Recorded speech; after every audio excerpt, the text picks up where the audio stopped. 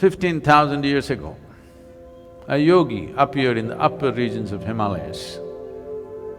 Nobody knew where he came from, his antecedents were completely unknown. So people gathered around him because he was such a phenomenal presence.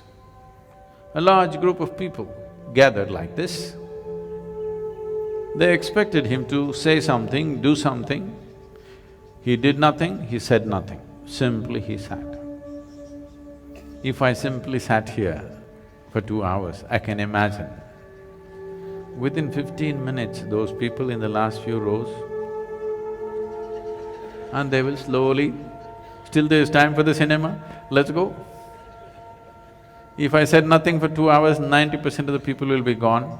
If I said nothing for 6 hours, only a few hardcore ones will hang on, rest are all gone. Same happened to him. He said nothing, did nothing, simply sat still.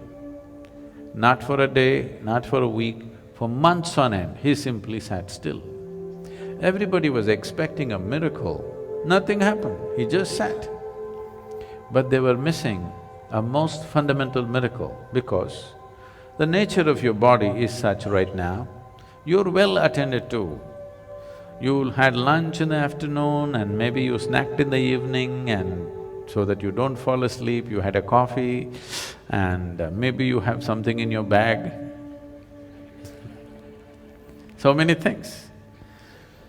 All these things are being attended to, so this is fine. Suppose we just make you sit here for 4 hours. Sadhguru, at least some water? Okay, drink water. After drinking water, can we just sit here, Sadhguru? That one? Okay, do that and come. Sadhguru, okay, if you give this, the next one, no permission, this'll just go. Or in other words, what you call as a body is a series of processes. Only if you're attending to them, it's fine. If you don't attend to it, then you see what a trouble it is. When you do not attend to the body, if you're hungry or why all that, people say, how long 1 minute is, depends on which side of the bathroom door you are. From inside, somebody says just 1 minute. Outside, it's 1 eon, okay? So because this is the nature of the body.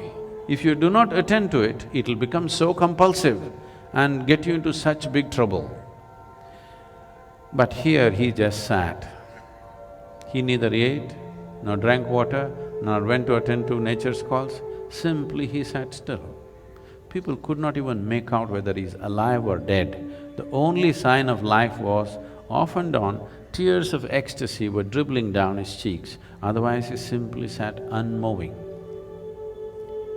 Then only 7 people hung on.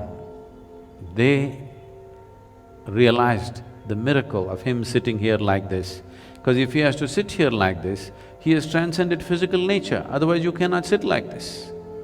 These 7 people hung on. Today we celebrate these 7 people as the Sapta Rishis. These were his first disciples of the Adiyogi.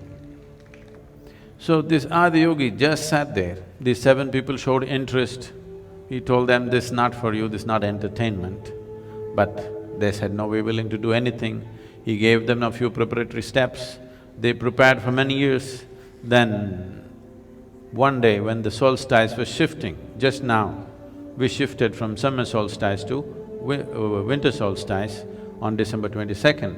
It'll again happen on June 21st, and this coming June 21st is significant for the world, because this is the day when Adiyogi first turned south and gave his teaching. Because the sun turned south, he turned south and started explaining the mechanics of being human.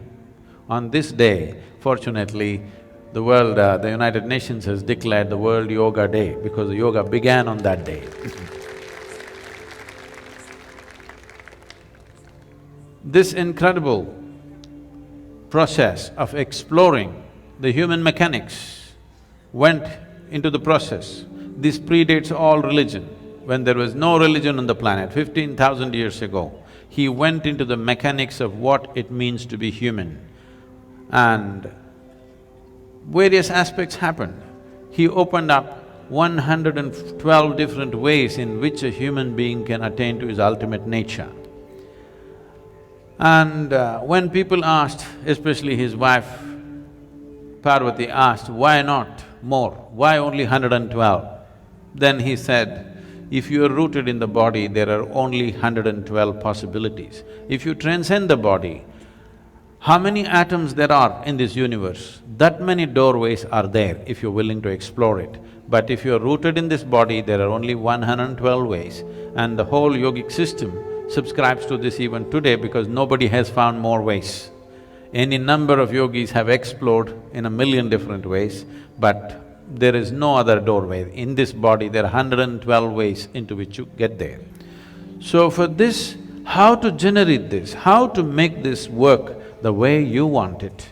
So this whole mechanics, he started Adiyogi explored for many years, and he gave this elaborate knowledge to the world, and then asked these 7 people to go in 7 different directions in the world.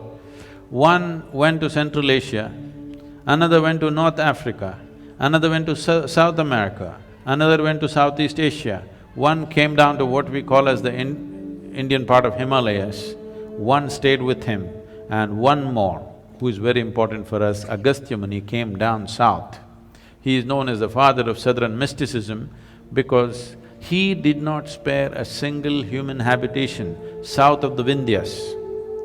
In the Deccan Plateau, he made sure every single human being who lived in this place had some sense of spiritual process.